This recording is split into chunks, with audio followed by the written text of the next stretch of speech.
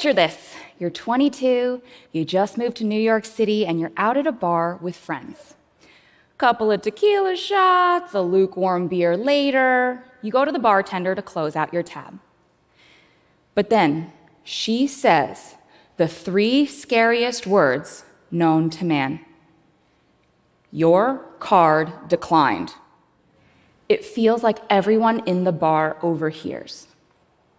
On one particular night out in 2016, I had to wait until 12:01 for the direct deposit from my paycheck to actually hit my bank account to be able to pay my bar tab.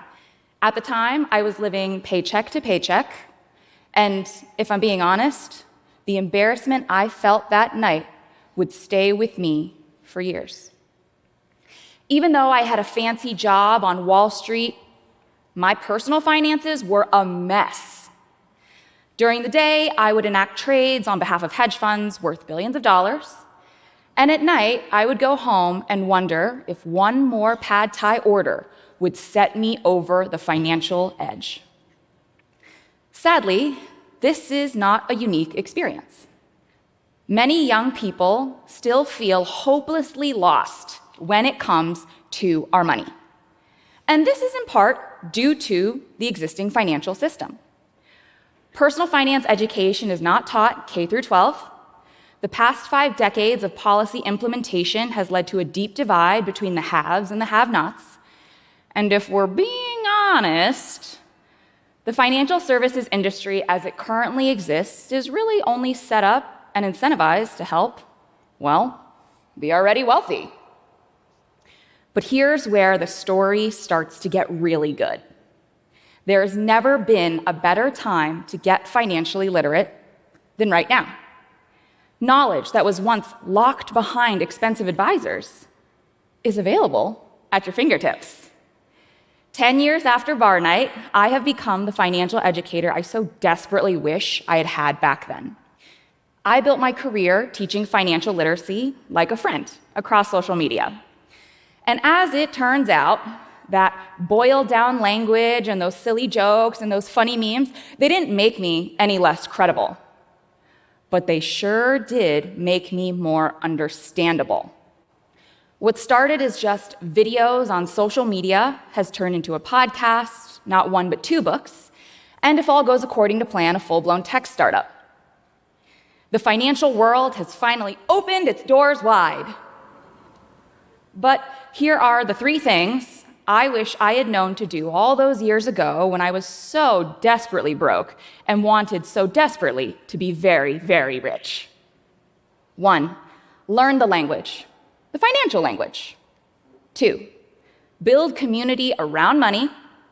And 3, find modern solutions for modern problems. So let's dive into that first point. It's safe to say learning finance really is like learning a new language. 401k, IRA, 529, FICO, APY, AGI.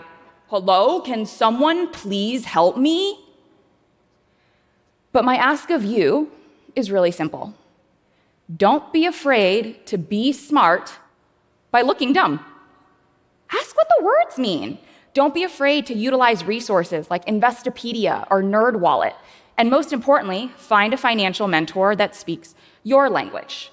Someone who has the industry chops to back up those smarts, someone who never promises you anything that's too good to be true, and certainly someone who never gives you that weird feeling in the pit of your stomach. Here are some of the ways that I have connected with people looking for financial guidance.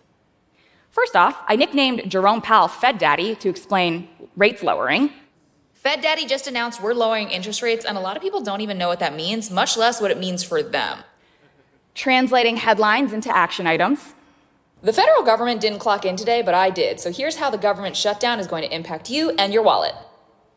And even breaking down how celebs like Kendrick Lamar get rich and stay rich. Kendrick Lamar's family dancing in the Not Like Us music video wasn't just a clapback, it was a genius investment. When you understand the language, you understand what matters. And the response to turning finance into fun-nance has been incredible. And this leads us into our second point. While it's on financial educators to meet the next generation where and how they already live, it's on the next generation to build their own financial community.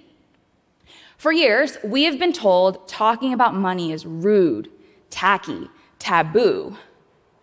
But the last time I checked, Bob and Steve seem to have no problem trading investment tips as they're teeing off at hole 3.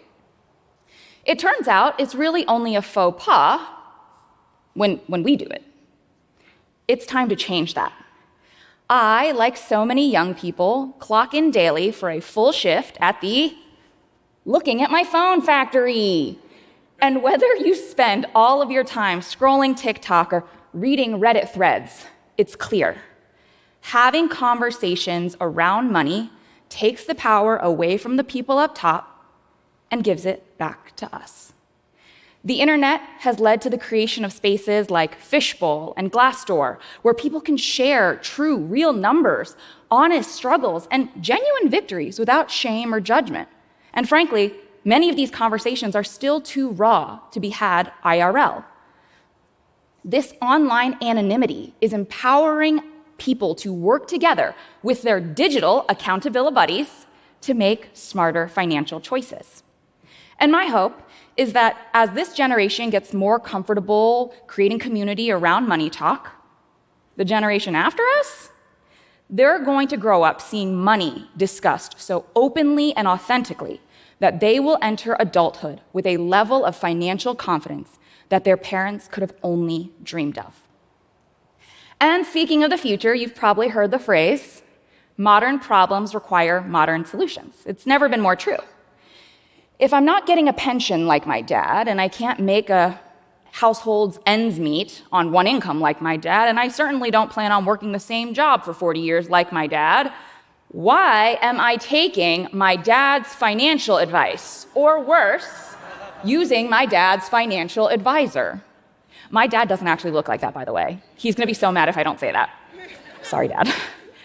Robo-advisors are making sophisticated investment strategies accessible to everyone.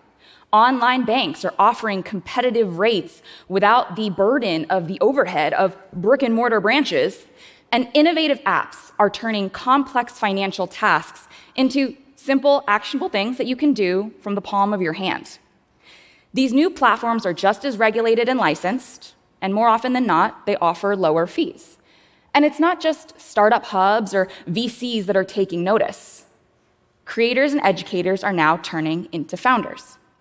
For my story, what started as just content has turned into an app powered by AI, working in conjunction with certified human experts to provide guidance in plain English like a friend, and more importantly, continues to educate first and foremost.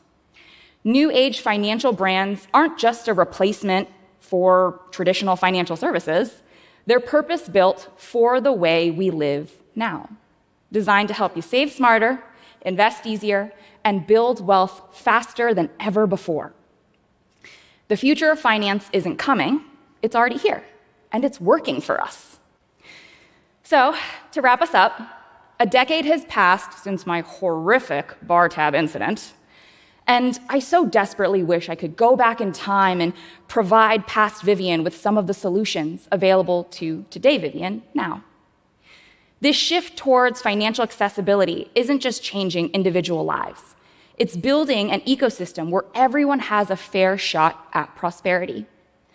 And my dream is that a decade from now, the evolution in financial education will mean there are fewer declined credit cards at bar night, a shrinking wealth gap, and a financial future that is brighter than ever.